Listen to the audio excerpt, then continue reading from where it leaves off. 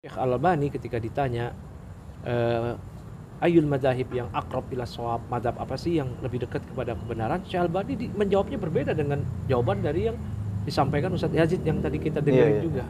Syekh Al-Albani menjawab madzhab yang lebih mendekati kebenaran, madzhab Syafi'i, kemudian belajar madzhab Imam Ahmad. Syekh Fauzan, kibar-kibar ulama juga begitu. Syekh Utsaimin ditanya juga begitu.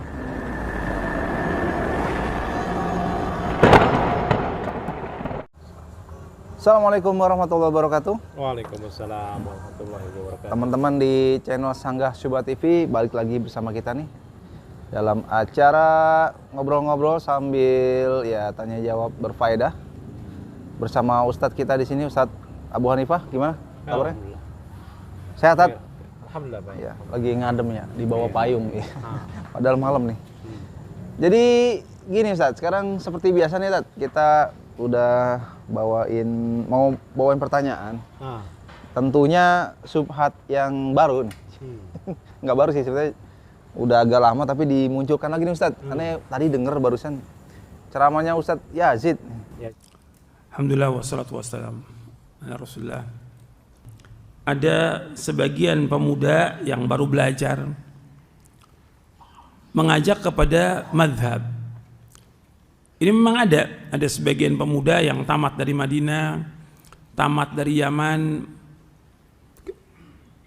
kemudian juga dari Mesir. Mereka bergabung, ngajak untuk bermadhab. Ini yang dilakukan oleh mereka ini perbuatan yang akan membawa kepada perpecahan.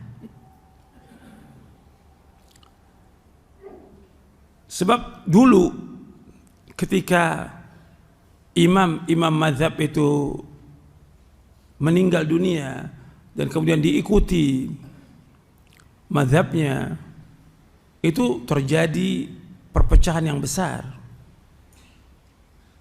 Imam-imam itu rahimahumullah sudah mengingatkan dari 4 imam mazhab, Hanafi, Maliki, Syafi'i, Hambali.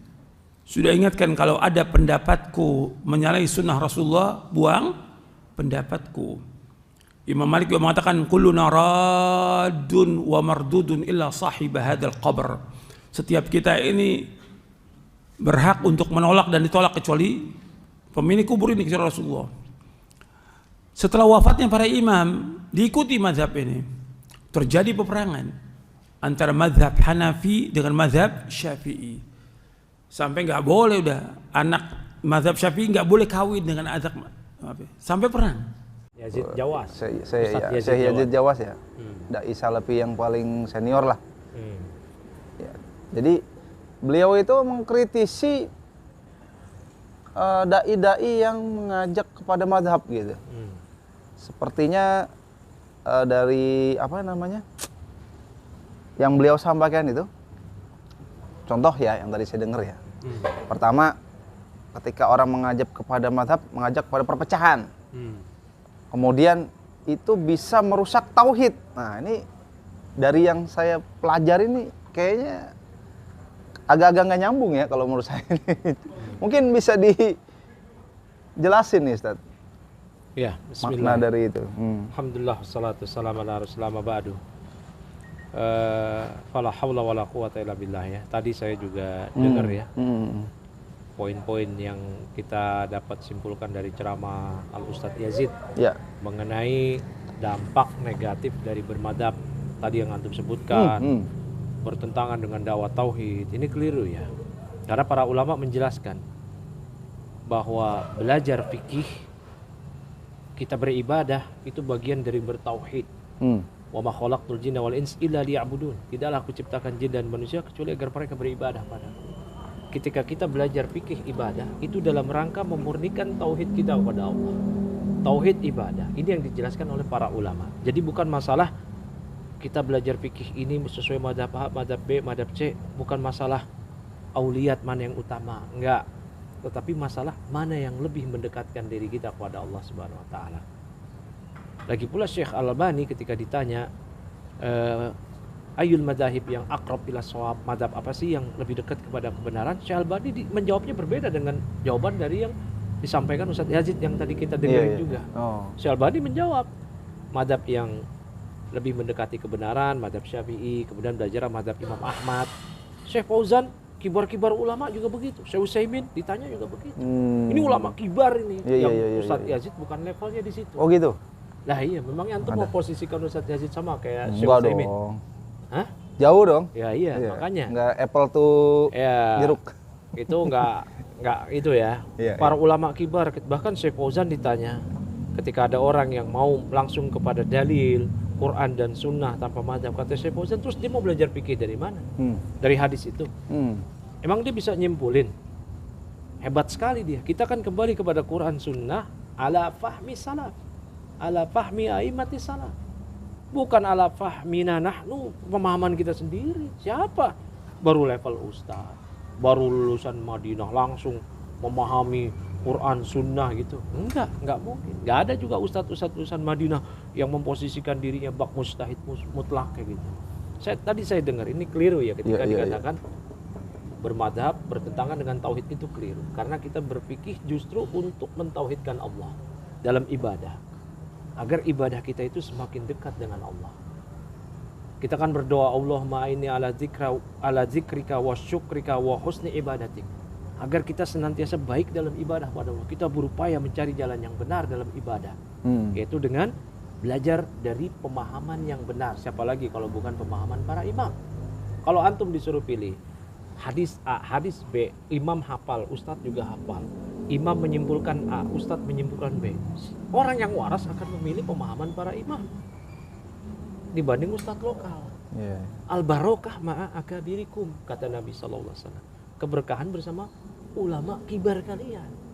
Cuman kita memahaminya bersama ustadz kibar, itu keliru itu. Saya pernah dengar juga itu kayak gitu. Nah ini ya tadi yang saya dengar. Kalau dikatakan bermadzhab perpecahan, ya nggak bermadzhab berpecah belah. Ya enggak? Ada. Tuh salafi lokal contoh. Gimana tuh? Maupun salafi yang di dunia katanya enggak bermadzhab. Ternyata tahdir-tahdiran. Ya. Padahal sama-sama mengklaim sama-sama enggak bermadzhab.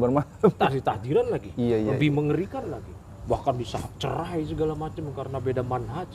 Suami istri ngaji di RII, yang satu di Radio Roja, yang satu di Radio Ani itu lagi. Itu lebih mengerikan lagi. Bahkan saling barok, saling mengatakan bukan ahli sunnah. Kalau itu pun kita juga nggak bisa menyimpulkan ya bahwa inilah gambaran orang yang nggak bermadzhab, inilah gambaran orang yang berat. Itu kan hanya oknum. Itu memang ada masa kelam di mana ta'assub itu jelas dilarang dalam bermadzhab maupun yang tidak bermadzhab. Fanatik buta, ya. Terus juga tadi Ustadz Yazid mensifati orang yang bermadzhab itu dibawa oleh anak-anak muda. Anak muda gimana? Imam-imam yang bawa kok. Imam Ibnu Rajab Al-Hanbali, An-Nawawi Asy-Syafi'i, Ibnu Abdul Bar Al-Maliki, Ibnu Abil Is Al-Hanafi. Anak muda gimana? Imam-imam kok. Imam-imam para ulama zaman sekarang juga ulama-ulama besar.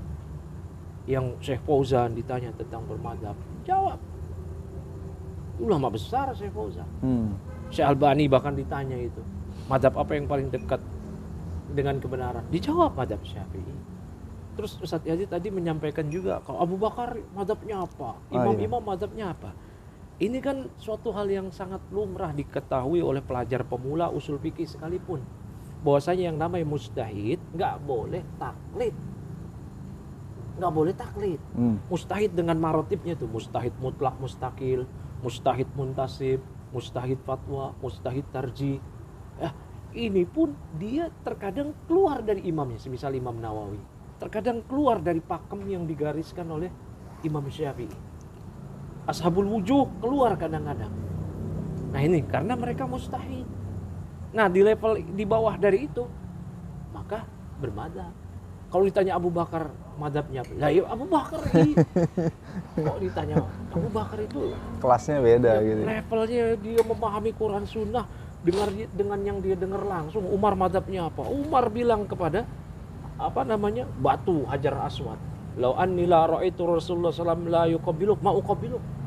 Seandainya aku nggak melihat Rasulullah SAW mencium kamu, saya nggak akan mencium kamu. Dia langsung melihat Rasulullah, memahami langsung nas. Sahabat langsung. Nah dari sahabat ditularkan ke tabi'in. Tabi'in langsung melihat praktek sahabat. Dari tabi'in menularkan kepada imam-imam madzhab. Imam Syafi'i melihat kepada Imam Malik. Imam Malik melihat kepada Imam Nafi. Imam Nafi melihat kepada Ibnu Umar. Ibnu Umar melihat kepada siapa? Abu Jahal. Kepada Rasulullah SAW. Begitu juga dengan Imam Ahmad. Belajar kepada banyak imam. Di antara pada Imam Syafi'i juga. Jadi keliru ya. Imam Bukhari madzhabnya. Imam Bukhari mujtahid.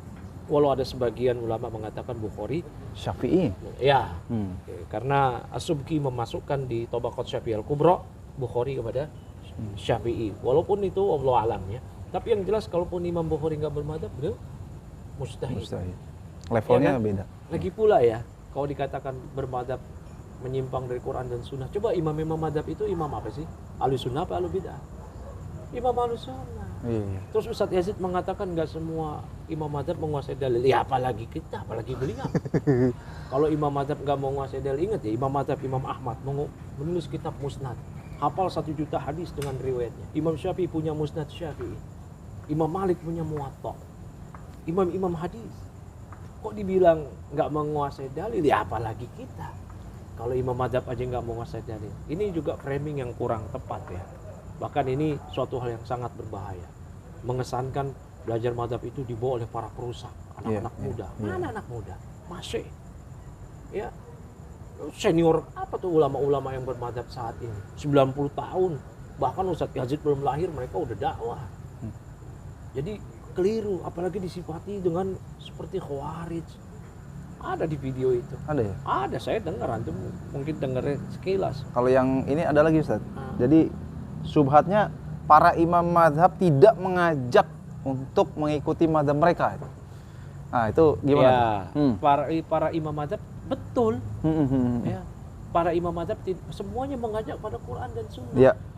Mengajak pada Quran dan Sunnah. Tetapi imam itu mengajarkan, misal Imam Ahmad mengatakan pada murid-muridnya, ya ini udah tahu hadis, udah tahu dia ya'rifunal isnad, sudah tahu sanad.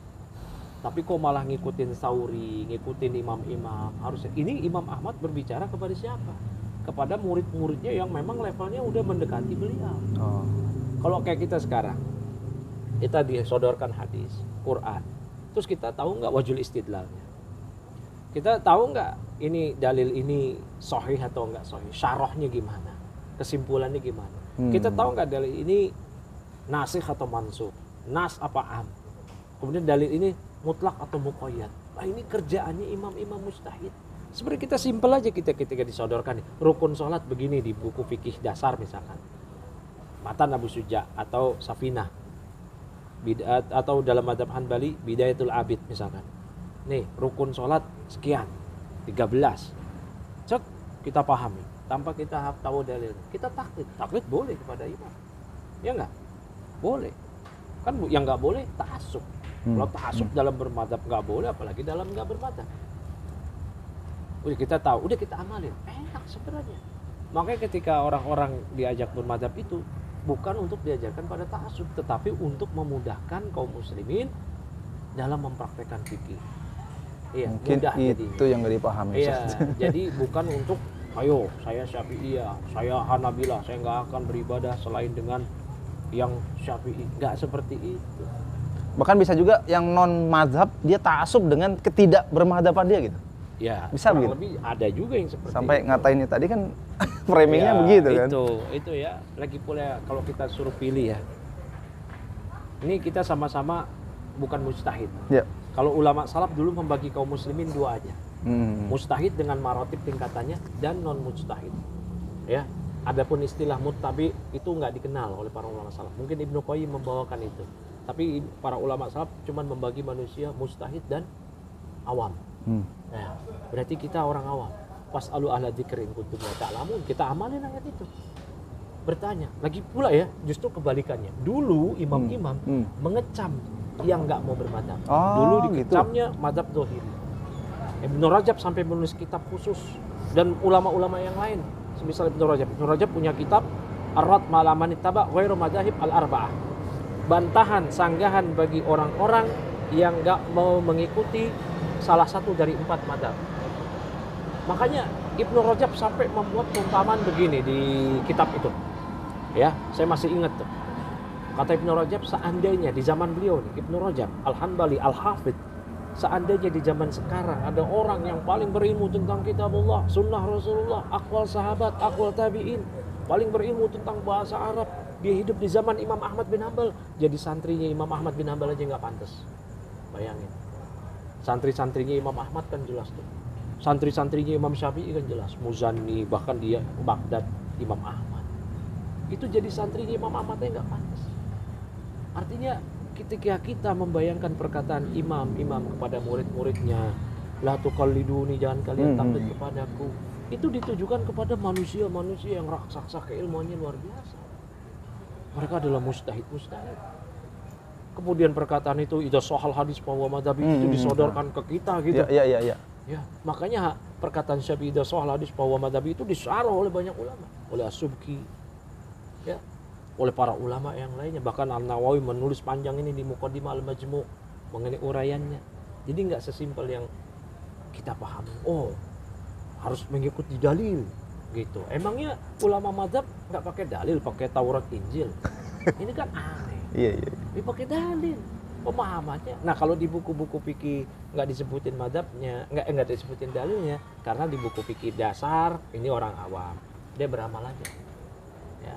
Bahkan para ulama dulu mengatakan orang awam itu kalau dia bertanya tentang dalil, ini Syekh Sa'ad As-Sisri nih, ulama zaman sekarang nih. Ulama zaman sekarang Syekh Sa'ad As-Sisri mengatakan kalau ada orang awam bertanya pada mufti, pada ulama tentang dalil, nggak usah dijawab.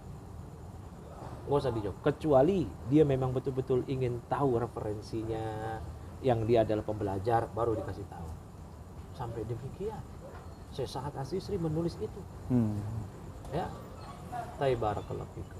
Nah, Ustaz, mungkin bisa tercerahkan ya, mungkin ya, tergelapkan juga nggak apa-apa. Ya, bagi teman-teman gitu, yang masih yang nonton ini ya, teman-teman mungkin ada juga yang nggak setuju ya. Boleh kita silakan terima saran dan bukan saran ya, sanggahan lagi gitu kan. Iya, silakan. Kita menyanggah syubhat, ini menurut kita syubhat, bagi mereka syubhat, sanggah lagi gitu. Ya, tadi ya. Ulama-ulama kibar ya membolehkan bermadzhab. Sampai Syekh Fauzan mengatakan kalau ada orang yang nggak mau bermadzhab terus dia mau belajar fikih dari mana? Dia mustahid gitu. Nah, itu kalau Syekh Albani aja nanti kalau perlu kita terjemahin itu fatwa Syekh. Oh, boleh toh. Syekh Albani ditanya madzhab apa yang paling utama? Syekh Albani nggak jawab seperti jawaban Ustaz Yazid. Kalau saya boleh simpulin, orang-orang yang nggak mau bermadzhab memposisikan diri mereka seakan-akan mustahid gitu. Nggak tahu, mereka membangun di atas yang nggak dikenal salaf. Itu gitu mutabi.